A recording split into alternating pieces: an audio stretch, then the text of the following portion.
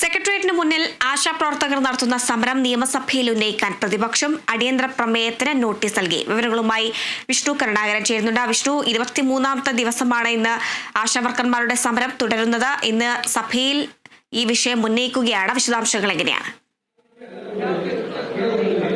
ഹരിത, ഇന്ന് 23ാം ദിവസമാണ് ആശാവർക്കർമാരുടെ പ്രതിഷേധം സെക്രട്ടേറിയറ്റിന് മുന്നിൽ തുടങ്ങിയിട്ട്. അതോടൊപ്പം തന്നെ ആശാവർക്കർമാർക്കായി തന്നെ നിയമസഭയിൽ അടിയന്തര പ്രമേയത്തിന് നോട്ടീസ് നൽകിയിരിക്കുകയാണ്.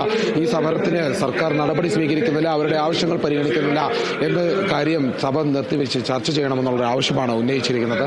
എന്നാൽ അതിനെ ഇപ്പോൾ എതിർക്കുന്ന രീതിയിൽ തന്നെയാണ് സർക്കാരിന്റെ ഭാഗത്തുനിന്ന് മന്ത്രി MP രാജേഷ് അടക്കം അത് വ്യക്തമാക്കുന്നുണ്ട്. ഏതായാലും ഇത് ചർച്ച ചെയ്യേണ്ടതില്ല, ഒരിക്കൽ സബ്മിഷനായി വന്നതും അതോടൊപ്പം കഴിഞ്ഞ ദിവസം ശ്രദ്ധ ക്ഷണിക്കലായും ഈ വിഷയം അവതരിപ്പിച്ചതാണ്. ചട്ടപ്രകാരം ഇത് ഈ അടിയന്തര പ്രമേയം ചർച്ചയ്ക്കായി ആവശ്യമില്ല എന്ന് തന്നെയാണ് മന്ത്രി വ്യക്തമാക്കുന്നത്.